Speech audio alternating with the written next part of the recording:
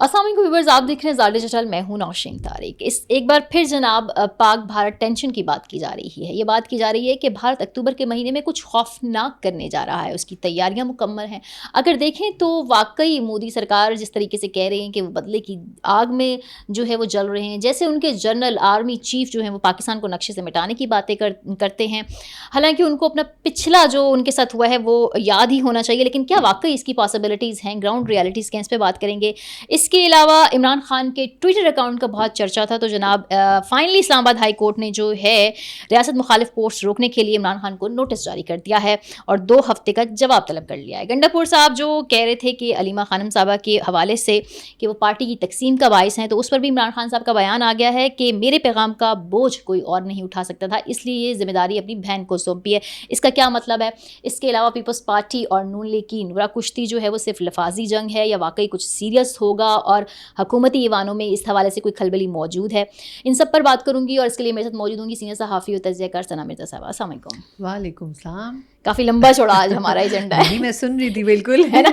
I hope कि हमारे 15-16 minute में हम ये सारा कवर कर ले। हाँ, बस ये आपकी महारत होगी, स्पीड पर मुनज़्ज़र है, आपकी स्पीड पर। सबसे पहले तो हम इस पे कर लेते हैं जो है वो भारत वाला जो इशू है।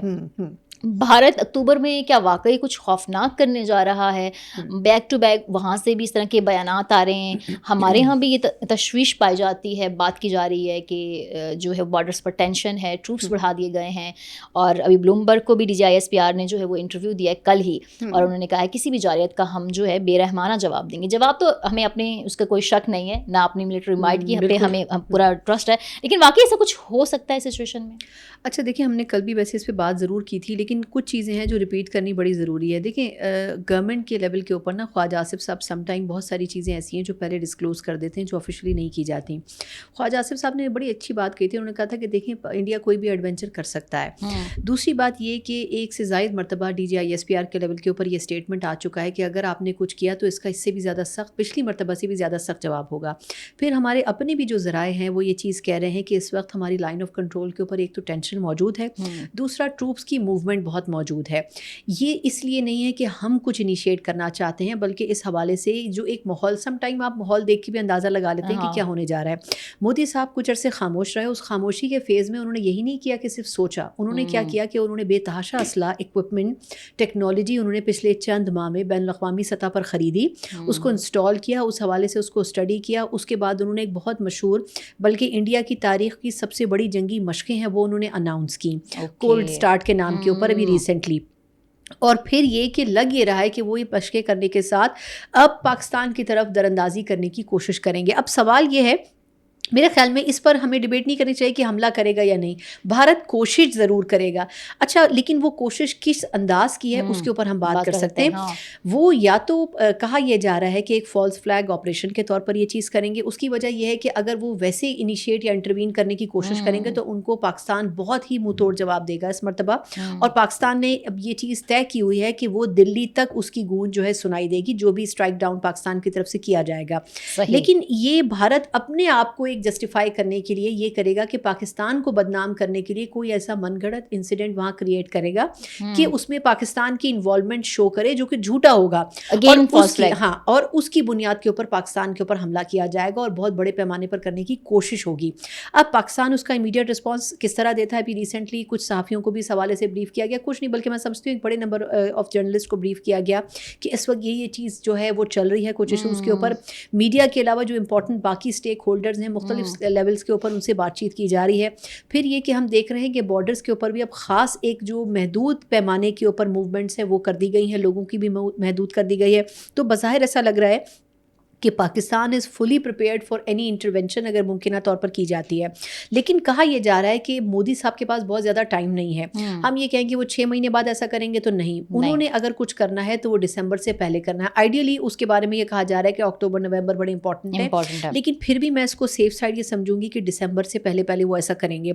उसकी 2 वजह हैं। एक तो ये कि मोदी साहब के ऊपर बीजेपी की तरफ से बहुत प्रेशर है, सोशल सोसाइटी है, वहाँ की सिविल सोसाइटी है, उनकी तरफ से बहुत प्रेशर है, और सबसे بڑھ کر یہ کہ اب وہ لوگ بھی جو کہ ہندوتوا کے حامی تھے وہ یہ سوال کر رہے ہیں کہ آپ اربوں روپے ٹیکس لیتے ہیں ہم سے, وہ ٹیکس آپ اس ٹیکس سے آپ تمام چیزیں خریدتے ہیں, وہ آپ بھارت کے دفاع پر خرچ کرتے ہیں, لیکن جب دفاع کا وقت آتا ہے تو آپ دفاع ہی نہیں کر پاتے, تو وہ پھر پیسہ جسٹیفائی کریں کہ کہاں جا رہا ہے. تو اس لیے میرا خیال یہ ہے کہ ان کے اوپر پریشر یہ ہے کہ ان کو اپنی پوزیشن جسٹیفائی کرنی ہے. ان کے ہاں جو اپوزیشن ہے وہ ماضی کی تمام اپوزیشن کے مقابلے میں اس وقت سب سے مضبوط اس لیے کہ ان کو موقع مل گیا ان کے اوپر کرٹیسائز کرنے کے لیے. جتنی باتیں وہ آج کل پارلیمنٹ میں سن رہے ہیں ماضی میں انہوں نے کبھی نہیں سنی. ابھی انہوں نے ریسنٹلی بہار کے لیے ایک ریکارڈ بجٹ اپروو کیا ہے ترقیاتی منصوبوں کا. یہ وہ علاقہ ہے جہاں پر ان کو سب سے زیادہ اکثریت حاصل ہے. تو کہنے کا مقصد یہ ہے کہ اس وقت ان کے پاس اور کوئی چوائس نہیں ہے, لیکن وہ جو بھی نیا ڈرامہ کریٹ کریں گے وہ بھارت کو مزید پستی کی طرف لے جائے گا. ایسا صرف ہم ہی نہیں, یعنی پاکستان ہی نہیں, بین الاقوامی سطح پر بھی سوچا جا رہا ہے کہ اب اگر کوئی مس ایڈونچر ہوتا ہے تو پاکستان اس کے لیے آلریڈی پریپیئرڈ ہے, اور ویسٹ بھی اب کسی حد تک اس حوالے سے کلیئر ہے, لیکن وہ پھر بھی اب اوبیسلی ہم انڈین مینٹیلٹی کو سمجھتے ہیں اور مودی صاحب اور بی جے پی کی مینٹیلٹی کو بھی سمجھتے ہیں, وہ اس چیز کو کور کرنے کے لیے کوئی نہ کوئی بے وقوفی ضرور کریں گے. اچھا, اب آ جاتے ہیں نا عمران خان کے ٹویٹر اکاؤنٹ کی طرف. اسلام آباد بھارت سے ہم بالکل عمران خان صاحب پہ آ گئے. اب بھارت کا تو ظاہر سی بات ہے, اب جب انہوں نے ایسا کچھ ایڈونچر کیا اور جواب دیا تو پھر وہ بھی مطلب کر لیں گے. ابھی تو صرف وہاں سے بیان بازیاں آ رہی ہیں اور ہم اپنی تیاری میں.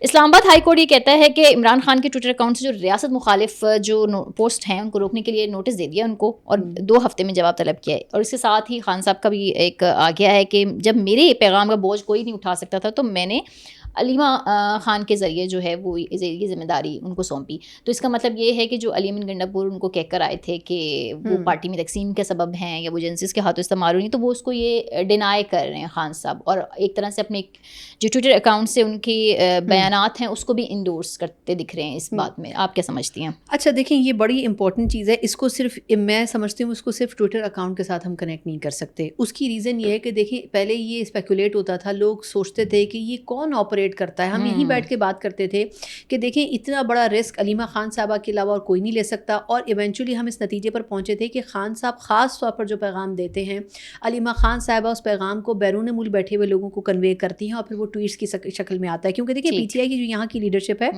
علی محمد خان صاحب کو پچھلے عرصے کیوں اتنی گالیاں پڑی, اسی لیے پڑی کہ انہوں نے کہا تھا کہ جی ٹویٹر اکاؤنٹ کو بھی آپ واپس لے کے آئیں, وہ پاکستان سے آپریٹ ہونا چاہیے. بہت سی سین وائسز پی ٹی آئی کی یہی بات کرتی ہیں, لیکن اس میں اس کو انڈورس کرنے کے بجائے الٹا ان کے اوپر کرٹیسزم ہوتا تھا.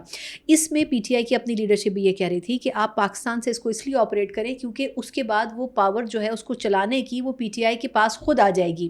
اس وقت مسئلہ یہ ہے کہ باہر بیٹھے ہوئے وہ لوگ اس اکاؤنٹ کو آپریٹ کر رہے ہیں, لفظوں کا چناؤ وہ کر رہے ہیں جو کہ جن کا پاکستان میں کوئی اسٹیک نہیں ہے, ان کے اوپر پی ٹی آئی کے اندر خود بڑا کرٹیسزم کیا جاتا ہے. میں نام اس لیے کسی کا نہیں لینا چاہتی کیونکہ اوبویسلی وہ ایک سے زائد لوگ ہیں جو کہ اس چیز کو ہینڈل کر رہے ہیں, تو اس لیے کسی ایک شخص کے اوپر اس کا الزام نہیں ڈالا جا سکتا. لیکن خان صاحب نے جب یہ انڈورس کیا ہے کہ علیمہ خان صاحبہ ہی اس کو آپریٹ کری ہیں, تو اس کا مطلب یہ سمجھا جائے کہ یہی وہ کنیکٹنگ برج ہیں جو معاملات کو سلجھانے اور الجھانے دونوں میں برابر کی شریک ہیں. اور یہی بات ہم نے کل بھی کی تھی اپنے پوڈ کاسٹ میں کہ علیمہ خان صاحبہ جتنی سمپل طریقے سے چل رہی ہیں اتنے سمپل طریقے سے سچویشن ہے نہیں. وہ ٹویٹر اکاؤنٹ کو بھی آپریٹ کر رہی ہیں, وہ خان صاحب کے جو ڈیسیجنز ہیں اس کو بھی آگے جا کر اناؤنس کر رہی ہیں, اور یہ تمام چیزیں پارٹی پسند نہیں کر رہی. اور جہاں تک پارٹی جہاں پر کہیں ایسی سچویشن پیدا ہوتی ہے کہ پارٹی وفاق کے ساتھ, حکومت کے ساتھ یا اسٹیبلشمنٹ کے ساتھ ایک بات چیت کرنے کا ماحول پیدا کرتی ہے, وہاں جا کر علیمہ خان صاحبہ کوئی ایسا بیان دے دیتی ہیں, کوئی ایسی اناؤنسمنٹ کر دیتی ہیں, کوئی ایسا ٹویٹ کروا دیتی ہیں کہ وہ سارا جو ایک طریقے سے بنا بنایا کام ہوتا ہے وہ سارا بگڑ جاتا ہے. تو پارٹی کو ڈی اسٹیبلائز کرنے میں علیمہ خان صاحبہ کا ہاتھ ہے. اب اس کو ڈگ آؤٹ کرنے کی ضرورت ہے کہ آیا وہ خان صاحب کی پوری اپریسیشن پہ, انکریجمنٹ پہ یہ کر رہی ہیں یا اس میں کچھ ان کا اپنا فائدہ بھی ہے. جس طرح کل ہم نے بات کی تھی کہ علیمہ خان صاحبہ شاید خان صاحب سے زیادہ کہیں اور لائل ہیں. میرا خیال یہ ہے کہ وہ شاید کہیں اور لائل نہیں ہے. میں مروت صاحب کی یا کچھ لوگوں کی یہ پیشن گوئی ہے اس سے اس لیے ڈس ایگری کرتی ہوں کہ وہ اگر زیادہ لائل ہوتی ان کے ساتھ تو پھر شاید وہ خان صاحب کے ڈیسیجن کو اون نہ کرتی, اس میں اور بڑھ چڑھ کے آگے نہ جاتی. وہ شاید جہاں کہیں پارٹی اپنے گرفت میں لینے کی کوشش کرتے ہیں باہر بیٹھے ہوئے بیرسٹر گوہر صاحب یا باقی لیڈرشپ, تو ان کا ایک مقصد ہے کہ پارٹی کی جو گرپ ہے یا تو خان صاحب کے پاس رہے یا خان صاحب کے پاس نہیں ہے تو ان کے پاس رہے. وہ بشرا بی بی صاحبہ کے پاس بھی نہ جائے اور پی ٹی آئی کی باہر بیٹھی ہوئی لیڈرشپ کے پاس بھی نہ جائے. تو آئی تھنک میرا اپنا ذاتی خیال یہ ہے کہ خان صاحب نے یہ کہہ کے ایک انڈورسمنٹ دے دی ہے کہ وہ تمام کام جو کہ علیمہ خان صاحبہ کر رہی ہیں یا وہ جو پس پردہ کہیں ہو رہے ہیں وہ بیسکلی علیمہ خان صاحبہ اس میں انوالو ہے اور کوئی اور اس کا بوجھ نہیں اٹھا سکتا. ٹھیک ہے. اچھا یہ تو ہو گیا. اب یہ کہہ رہے ہیں کہ جو توشہ خانہ کیس 2 ہے اس کی بھی ہیئرنگز جو ہیں وہ ہونا شروع ہو گئی اور بہت جلد اس میں جو ہے وہ ڈیسیجن آنے والا ہے. آپ کو لگتا ہے وہ خان صاحب کے اگینسٹ ہی ہوگا؟ دیکھیے موسٹ پروبیبلی میرا خیال یہ ہے کہ اس میں تو کوئی دو رائے ہے ہی نہیں. پی ٹی آئی سے پہلے ہی کلیم کر چکی ہے. پھر یہ کہ جو گواہان نے بھی اسٹیٹمنٹس ریکارڈ کروائے وہ ایک بڑا سمپل سا کیس ہے. لیکن خیر میں اس کیس کی گہرائی میں نہیں جاؤں گی. لیکن اس میں دو رائے نہیں ہے کہ یہ نوشتہ دیوار ہے کہ خان صاحب کے خلاف ہی فیصلہ آئے گا. اب دیکھنا یہ ہوگا کہ آلریڈی وہ جس کیس میں جیل میں ہیں اس میں ان کی ضمانت کہا یہ جا رہا ہے کہ اکتوبر میں ایکسپیکٹڈ ہے. لیکن اس سے پہلے یہ ڈیسیجن آنا ہے. تو اس کی جو ٹائمنگ ہے اگر وہ اس سے میچ کر گئی تو پھر ایک الزام گورنمنٹ کے اوپر یہ بھی لگ جائے گا کہ جی دیکھیں آپ نے وہاں سے رہائی ہوئی تو یہاں پر آپ نے ان کو گرفتار کروا دیا. ہاں تو اس لیے ٹائمنگ بڑا میٹر کرتی ہے. اس کو دیکھنا پڑے گا. اچھا اب آ جاتے پیپلز پارٹی اور نون لیگ نا. دو بڑی انٹرسٹنگ چیزیں چل رہی ہیں. ان کا بہت انٹرسٹنگ شو چل رہا ہے. بالکل. مفتاح اسماعیل تو اس کو نورا کشتی کہہ رہے ہیں. لیکن اس پر جو ہے وہ اسد کیسر صاحب نے بھی جو ہے وہ کہا ہے کہ اگر واقعی پیپلز پارٹی سنجیدہ ہے تو عدم اعتماد پیش کرے. ہم اس حکومت کو فارغ کرتے ہیں. وہ تو خیر کرنا ہی چاہتے ہیں. آپ کو کیا لگتا ہے اس بیان سے کوئی حکومتی ایوانوں میں کھلبلی مچے گی؟ کیونکہ عظمیٰ بخاری، شرجیل میمن انہوں نے بھی ایک دوسرے کو مناظرے کے چیلنج دے دیے ہیں. پھر انہوں نے واک آؤٹ کیا. انہوں نے کہا مریم نواز جب تک معافی نہیں مانگتی ہم آئیں گے نہیں. اور مریم نواز نے کہا میں معافی مانگوں گی نہیں. میں انگلی توڑ دوں گی. ہاں میں تو یہ ساری جو چیزیں پک رہی ہیں یہ کیا ہیں؟ آپ کیا سمجھتی ہیں؟ اچھا دیکھیں پہلی بات تو یہ کہ مریم صاحبہ کبھی معافی نہیں مانگیں گی. دوسری بات یہ کہ شہباز شریف صاحب کی ایبسنس میں مذاکرات ہوئے اور وہ ناکام ہو گئے. اوبویسلی شہباز شریف صاحب نے ایک انڈرسٹینڈنگ کے ذریعے ان کو خاموش کروانا تھا. وہ مریم صاحبہ کو بھی خاموش کروا دیتے لیکن وہ ان کی پریزنس پاکستان میں ہے نہیں. سرپرائزنگلی نواز شریف صاحب کچھ کہہ نہیں رہے ہیں. اچھا زرداری صاحب کو محسن نقوی صاحب کو طلب کرنا جو ہے وہ بظاہر یہ ظاہر کر رہا ہے کہ جی وہ ان کو بلا کے اس معاملے پہ بات چیت کریں گے. میں نے کل بھی یہ بات کہی تھی اور دیکھیں آج وہ صحیح ثابت ہو گئی. 26ویں ترمیم کا جو کیس ہے اس میں ترمیم کی امینڈمنٹ کی بات ہو رہی ہے وہ آج کھل گیا ہے اور اس میں کہا گیا کہ اس کے اوپر اب فردر کورٹ نے سننا ہے. تو یہ ایونچولی محسن نقوی صاحب کے بارے میں کل بھی لوگوں کی رائے تھی کہ وہ بیچارے کیا کریں گے. نا وہ پیپلز پارٹی کو کنونس کر سکتے ہیں نہ نون لیگ کو. تو صرف اتنی سی بات کے لیے ان کو زرداری صاحب نہیں بلائیں گے. اچھا دوسری چیز یہ ہے کہ اگر اس سچویشن کو دیکھا جائے تو بیانات کی حد تک ٹھیک ہے. اب جہاں تک بات ہے کہ پاکستان پیپلز پارٹی کیا نون لیگ کو چھوڑ سکتی ہے تو میرا خیال یہ ہے کہ پیپلز پارٹی بھی نون لیگ کو نہیں چھوڑنا چاہے گی اور مسلم لیگ نون بھی افورڈ نہیں کر سکتی ہے کہ وہ پیپلز پارٹی کو چھوڑے.